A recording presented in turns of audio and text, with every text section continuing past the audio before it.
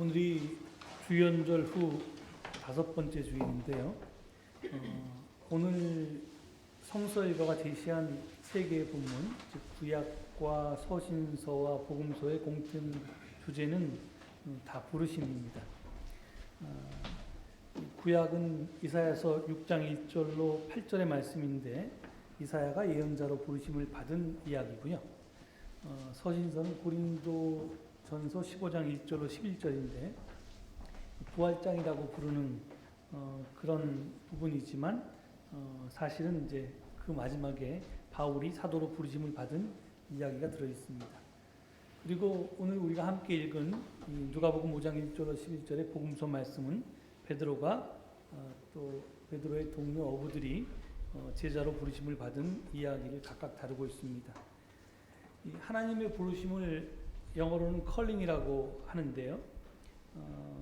이게 부르심이란 말은 하나님이 당신의 특별한 목적의 도구가 되게 하려고 우리를 부르는 것을 뜻합니다.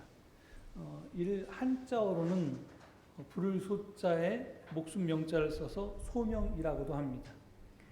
또 소명의 국어사전을 찾아보면 사람이 하나님의 일을 하도록 하나님의 부르심을 받는 일이라고 이렇게 가리킵니다. 그래서 부르심은 하나님이 하시는 거고 소명은 우리가 받는 거다 이렇게 생각할 수 있는데 사실은 부르심이나 소명이나 같은 말이고요. 하나님은 부르주시고 우리는 받는다는 차이만 있습니다. 그러니까 주어가 누가 되느냐에 따른 차이만 있지 사실 내용은 같습니다. 그래서 부르심과 소명이 단어는 다르지만 같은 뜻을 가지고 있는 것처럼 영어 단어 calling도 vocation이라고 하는 단어와 이렇게 같은 뜻을 갖고 있습니다. 둘 다 소명을 뜻합니다.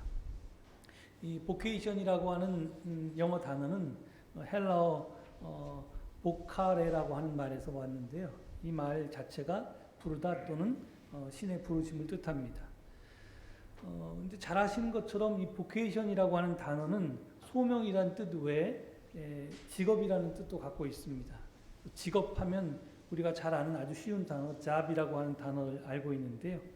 이 vocation은 job과 매우 다르기도 하고 또 어떻게 생각해 보면 매우 비슷하기도 합니다. 이에 대해서는 설교 말미에 제가 다시 말씀드리도록 하겠습니다. 아무튼 신이 인간을 부를 때 하나님이 사람에게 어떤 소명을 맡길 때 인간은 하나님을 만나게 됩니다. 아니 정확하게 말하면 하나님을 만난다기보다는 독일의 신학자 오토가 말한 누미노제라고 하는 것, 즉 성스러움이나 거룩함을 뜻하는 단어인데요. 이 성스러움이나 거룩함을 체험하게 됩니다. 그러니까 그거를 타는 떨기나무 같은 것을 통해서 모세가 하나님을 만났을 때 그게 이제 그런 체험이 그런 거죠. 이게 성스러움과 거룩함의 체험입니다.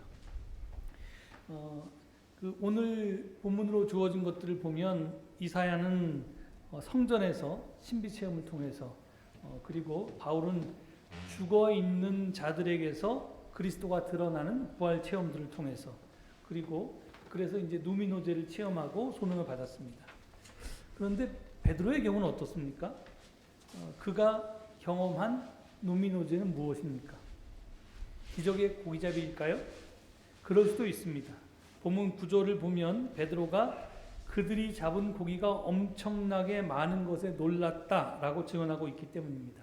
놀랐다라고 하는 것은 어떻게 인간이 경이로운 체험을 했을 때 느끼는 그런 감정을 표현합니다. 그러니까 신을 만났을 때 그 놀라움도 여기에 속할 수 있습니다.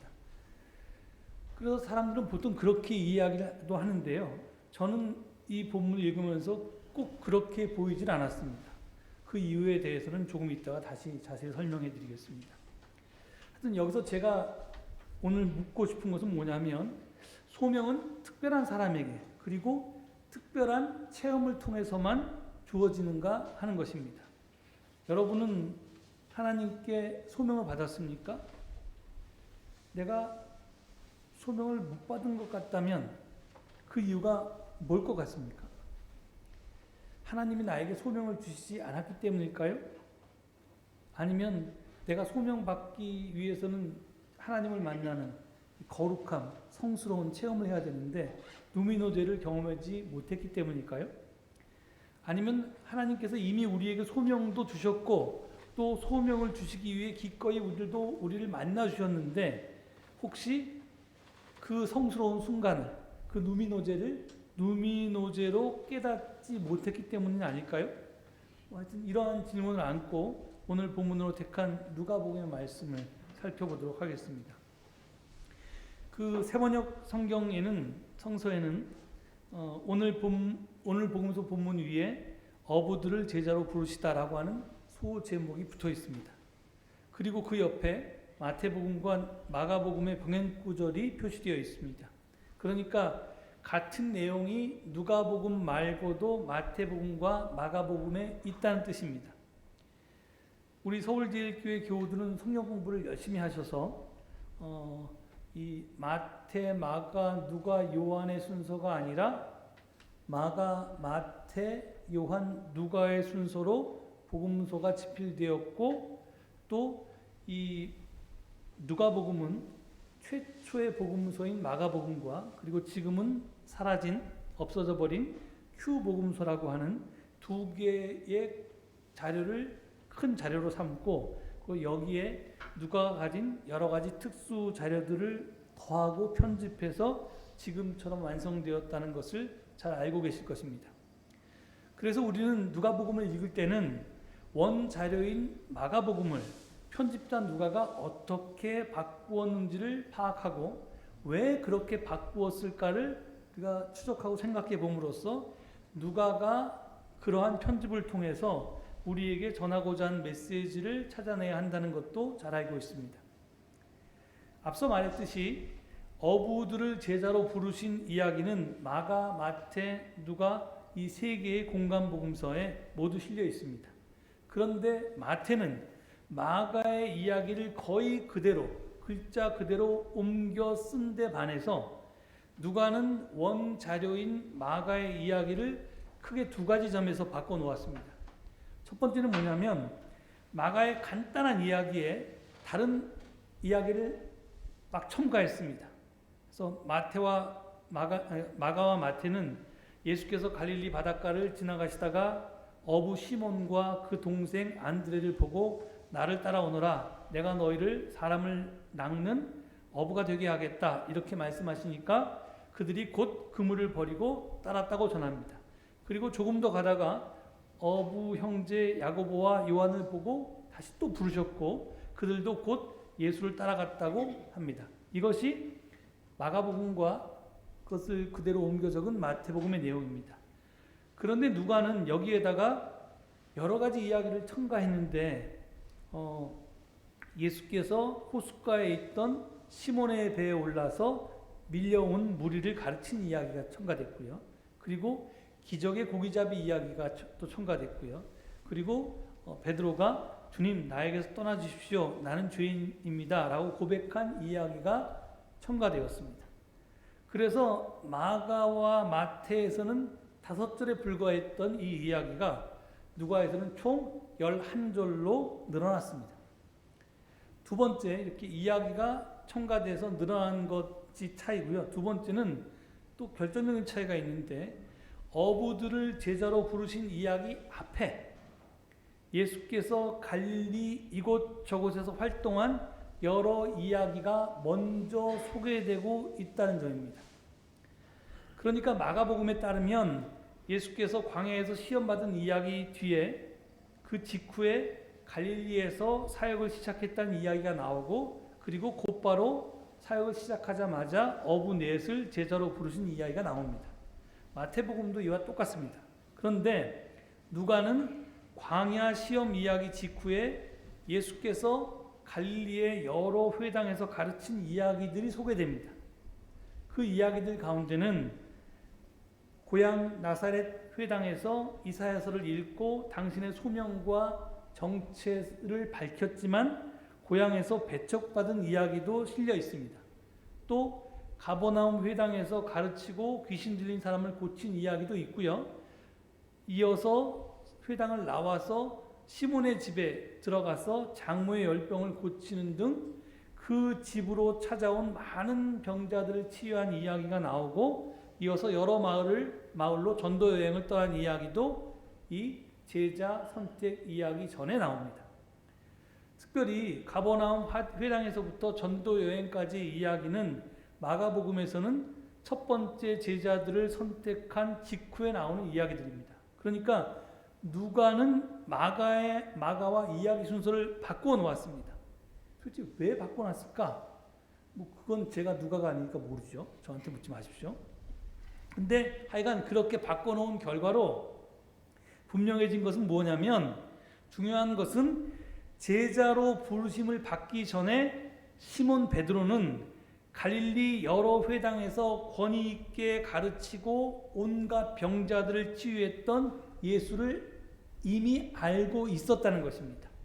그것도 막연히 사람들 입에서 입으로 전해지는 소문을 들어서 안 정도가 아니었고, 자기 집에 직접 찾아와서 열병을 앓고 있던 장모를 고쳐주는 것을 목격했습니다. 그러니까 이게 간접 경험이 아니라 직접 경험을 통해서 예수님이 누구인지를 이미 알고 있었습니다. 이게 이제 누가복음의 편집상 전혀 달라진 배경입니다. 이것들을 전제하고 오늘의 복음 말씀을 보시겠습니다. 본문 1절을 보면 예수께서 게네사렛 호숫가, 즉 갈릴리 호숫가에 서 계십니다. 그때 무리가 하나님의 말씀을 듣기 위해서 예수께로 몰려옵니다.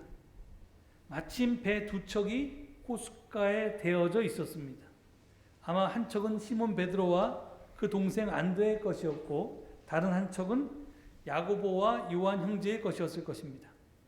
예수께서는 그 배 두 척 가운데 장모의 열병을 고쳐주어서 이미 잘 알고 있던 시몬 베드로의 배에 올라서 그에게 배를 못해서 조금 떼어놓게 하신 다음에 배에 앉아서 무리를 가르치셨습니다. 그 다음에 말씀을 다 마치신 다음에 예수께서는 시몬에게 깊은 데로 나가 그물을 내려서 고기를 잡아라, 이렇게 말씀합니다. 그러자 시몬은, 선생님, 우리가 밤새도록 애를 썼으나 아무것도 잡지 못했습니다.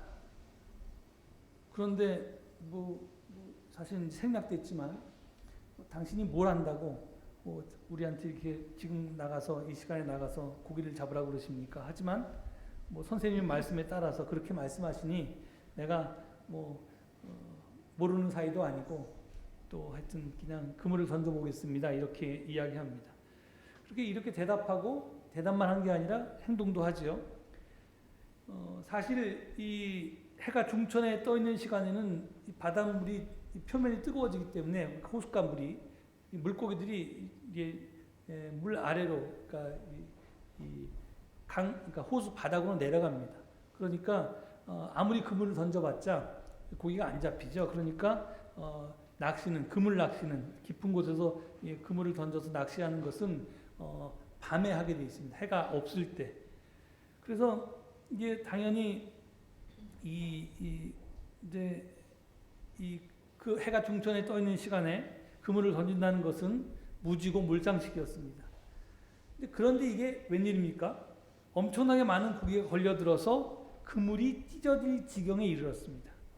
급기야 야고보와 요한까지 와서 같이 고기를 끌어올려서 배가 가라앉을 정도로 두 배에 가득 찼습니다. 이것을 본 베드로가 예수의 무릎 앞에 엎드려 말합니다. 주님, 나에게서 떠나주십시오. 나는 죄인입니다. 그런 베드로에게 예수님께서는 말씀합니다. 두려워하지 말아라. 이제부터 너는 사람을 낚을 것이다. 그러자 그들, 즉 베드로와 안드레 그리고 요한과 야고보는 배를 무태 대어놓고 모든 것을 내버려 두고 예수를 따라갔습니다. 그들의 배도 그물도 버렸고요. 지금 배가 가라앉을 만큼 잡았던 물고기도 그냥 다 놔두고 따라갔습니다. 보통 이 장면은 시몬 베드로를 비롯한 4명의 여부가 기적의 고기잡이를 통해서 누미노제, 즉 하나님을 만나는 신비를 체험했고 그때 제자가 되라는 부르심을 받아서 순종한 이야기로 해석합니다. 그런데 이렇게 해석할 때 이해되지 않는 것들이 좀 있습니다. 8절에서 베드로가 한 말과 11절에서 베드로가 한 행동이 바로 그것입니다. 8절에서 베드로는 이렇게 말합니다. 주님, 나에게서 떠나주십시오. 나는 죄인입니다. 왜 베드로는 자기 자신을 가리켜서 죄인이라고 했을까요? 기적이 일어날 것을 예상하지 못하고 예수의 능력을 의심한 데서 온 죄책감의 표현이었을까요? 아니면 신의 권능과 마주한 나약한 인간의 두려움을 표현한 말이었을까요? 적어도 후자는 절대로 아닙니다.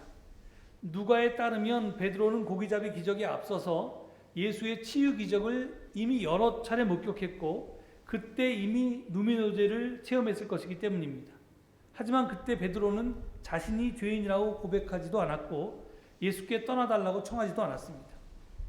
더구나 직업이 어부인 베드로가 고기잡이 기적을 맛보았으니 저라면 주님, 절대로 나의 곁에서 떠나지 마십시오.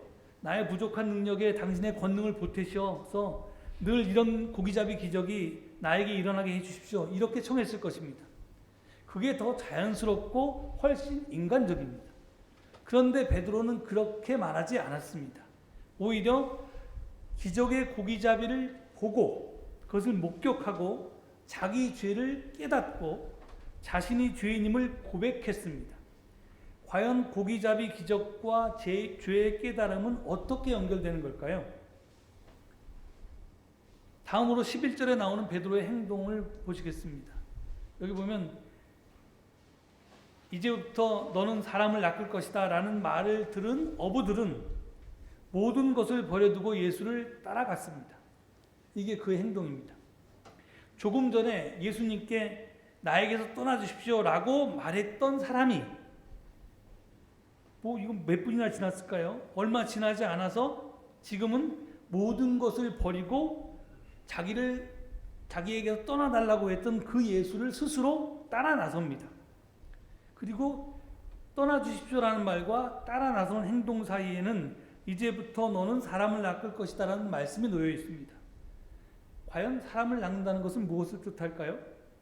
이게 다 생업을 버리고 선교에, 전도에 나서라는 말일까요? 그리고 사람을 낚으라는 소명은 베드로에게만 해당되고 우리와는 상관없는 것일까요? 저는 이 두 질문에 답을 찾는 것이 오늘 누가의 의도를 파악하는 데 가장 중요하다고 보는데요. 그 실마리가 이게 베드로가 무엇인가를 깨닫고 자신을 죄인이라고 고백한 사건에 있다고 봅니다. 그날 베드로는 모든 것을 버리고 예수를 따를 만큼 큰 깨달음을 얻었습니다. 도대체 그것이 무엇이었을까요? 8절은 이렇게 시작합니다. 시몬 베드로가 이것을 보고 지금 뭔가를 봤기 때문에 나에게서 떠나주십시오. 나는 죄인입니다. 이렇게 고백합니다. 그는 무엇인가를 보고 자신이 죄인임을 고백했던 것입니다. 도대체 그가 본 것은 무엇이었을까요? 그게 당연히 8절에서 봤다고 그러니까 그 전에 있는 이야기겠죠. 그러니까 본문 7절의 내용입니다. 본문 7절은 그것이 고기를 2배 가득히 채우니 배가 가라앉을 지경이 된 장면이라고 그렇게 묘사하고 있습니다. 그러니까 베드로가 본 것은 자기 배가 가라앉을 지경이 된 것이었습니다. 배가 도대체 왜 이 지경에 이르렀습니까? 물고기를 가득 채웠기 때문입니다. 다시 말해서 베드로가 봤던 것은 물고기를 가득 채웠더니 배가 가라앉기 시작한 현상이었습니다. 영어 성경은 이를 더 분명하게 드러내고 있는데요. 이 부분을 They began to sink라고 그렇게 번역했습니다. 그러니까 그들은 가라앉기 시작했다. 이렇게 번역했습니다. 헬라어를 그대로 직역하면 이런 뜻입니다. 그러니까 여기서 they는 배들, 그러니까 베드로의 배와 야고보의 배, 두 척의 배를 가리킬 뿐만 아니라 궁극적으로는 그 배에 타고 있던 어부들 자신들을 가르칩니다. 즉 침몰 또는 침몰하기 시작한 것을 보고 베드로는 자기 죄를 고백하게 되었던 겁니다. 침몰과 죄가 무슨 상관이 있을까요? 저는 이것이 고기잡이 기적과 누미노제의 체험으로 보지 않습니다. 이것을. 그것보다는 너무 많은 물고기가 잡힌 사건에서 엄청난 성공에서 오히려 베드로는 자기 인생이 뭐가 잘못됐음을 보았기 때문이라고 믿습니다. 그래서 저는 이 이야기를 이렇게 풀이합니다. 베드로가 보고 깨달았던 것은 자기가 그동안 삶의 목표로 두고 원했던 것을 이루게 되었는데, 지금 그것이 눈앞에서 이루어져서 펼쳐지는데, 그 성취가 오히려 자기가 타고 있던 배, 즉 자기의 존재 기반을 침몰시키고 있었다는 것이었습니다.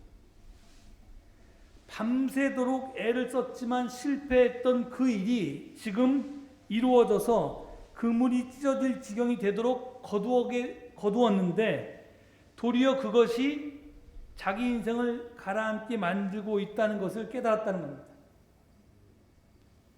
우리는 누구나 잘 먹고 잘 살고 성공하고 뭐 출세하고 뭐 이런 걸 바라는데, 지금 베드로는 바로 그 순간 그 정점에 있는데, 그게 자기 자신을, 자기의 삶의 기반을 가라앉게 하고 있다라고 하는 것을 봤다는 겁니다. 그래서 내가 잘못 살았구나, 내가 이렇게 사는 것이 아니었구나 라고 깨달아서 그 고백을 나는 죄인입니다 라고 고백했던 겁니다. 베드로는 가라앉고 있는 배에서 이제껏 살아왔던 자기 삶의 방식이 잘못됐다는 것을 보고 삶의 진실이 무엇인지를 깨닫게 되었기 때문에 모든 것을 버려두고 예수를 따라갈 수 있었던 것입니다. 베드로를 움직인 것은 기적 자체가 아니었습니다. 기적을 통해서 뚜렷하게 보게 된 자기 삶이었습니다. 자기 삶의 방식에 대한 그런 성찰이었습니다. 그런 베드로에게 예수님은 두려워하지 말라고 말씀하십니다. 이 말씀은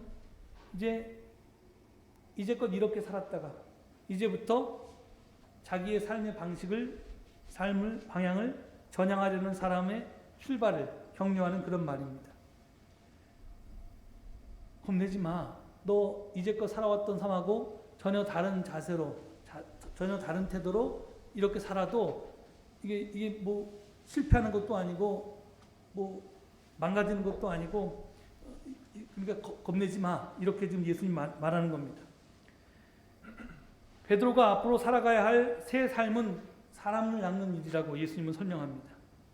여기서 낚는다는 단어의 원어가 조그레오라는 단어인데요. 이 조그레오라는 단어는 사실은 조에라는 생명이라는 단어와 그 다음에 잡는다라고 하는 뜻의 아그레오라고 하는 헬라어가 합쳐져서 만들어진 단어입니다. 그러니까 이게 살게 하려고 잡는다는 뜻입니다.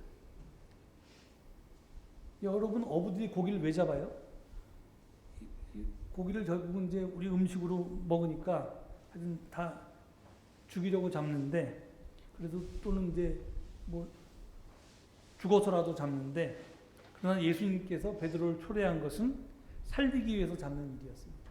너는 이제껏 네가 성공이라고 생각했던 것, 네가 성취라고 생각했던 것, 이게 죽이는 일이었는데 이제 그렇게 살지 말고 살리는 일을 위해서 살아라, 이렇게 말씀하시는 겁니다. 바로 이것이 사람 낚는 어부의 사명이요, 새롭게 걸어가야 할 베드로의 길이고, 그리고 모든 시대 그리스도인들이 하나님께 받은 소명입니다.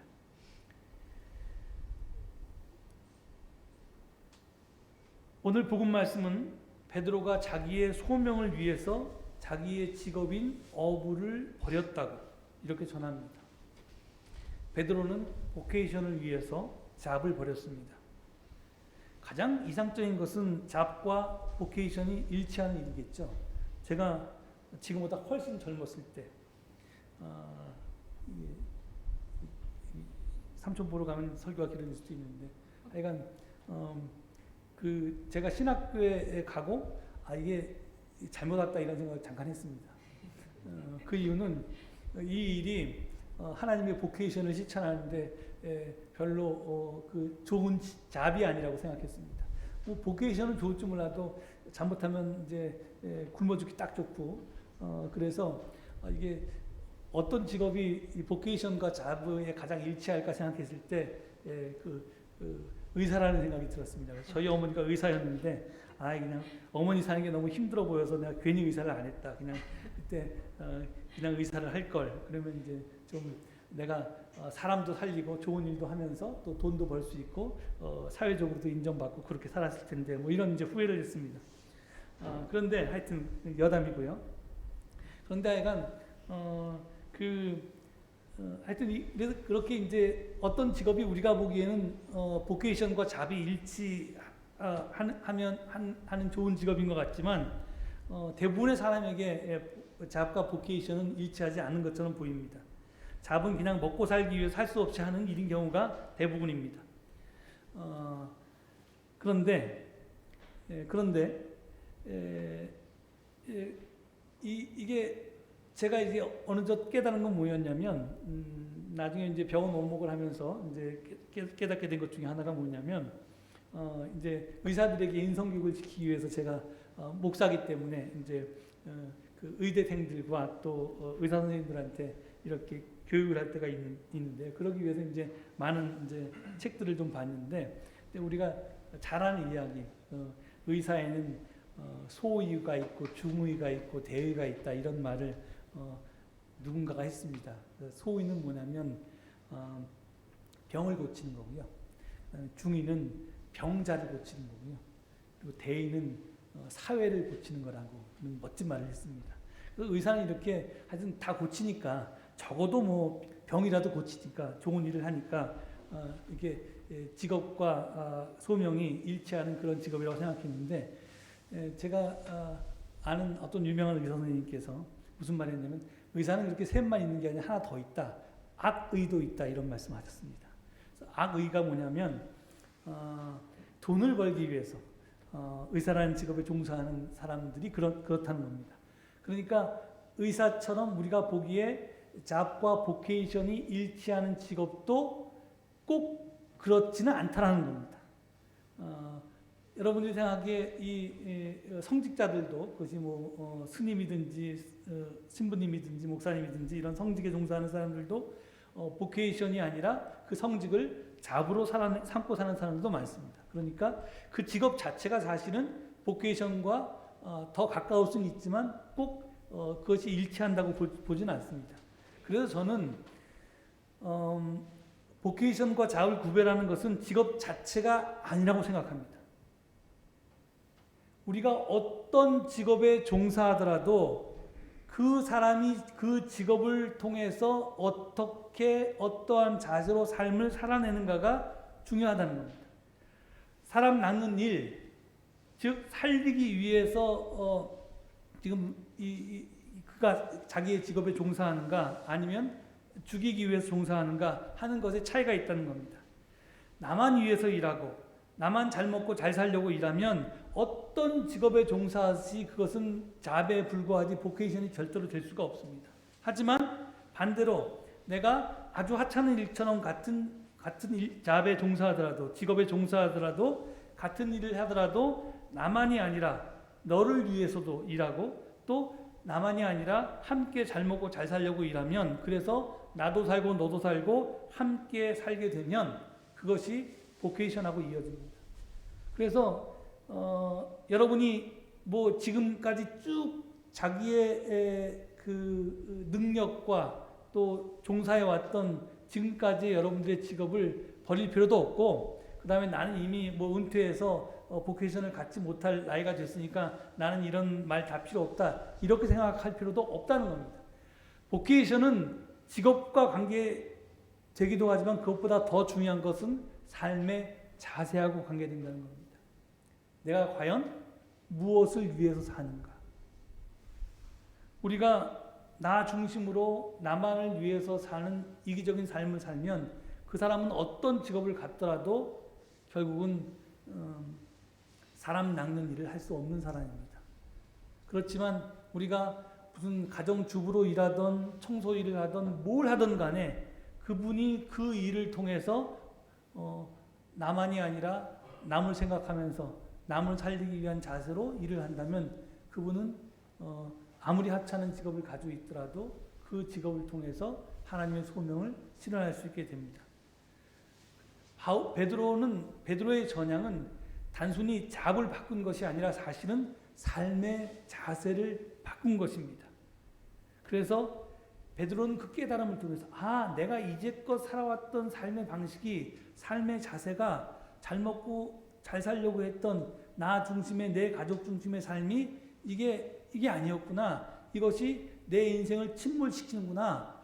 나의 존재 기반 자체를 무너뜨리는구나 라고 하는 것을 깨달았을 때 그는 다른 삶의 자세로 전향했다는 것입니다. 우리가 베드로처럼 자기의 직업을 버리고 예수님의 제자가 될 필요는 없습니다. 우리는 자기가 하던 일들을 계속하면서 삶의 자세를 전향하면 됩니다. 나를 위한 사람에서 하나님을 위한 사람으로, 너를 위한 사람으로, 우리를 위한 사람으로, 이타적인 사람으로, 이렇게 우리의 삶의 자세와 태도가 바꾸라고 예수 그리스도께서는 오늘 우리를 다시 한번 초청하고 계십니다. 이 초청에 모두 아멘으로 응답하는 우리 모두가 될 수 있기를 간절히 축원드립니다. 이 말씀 기억하시면서 잠시 침묵 가운데 기도하시겠습니다.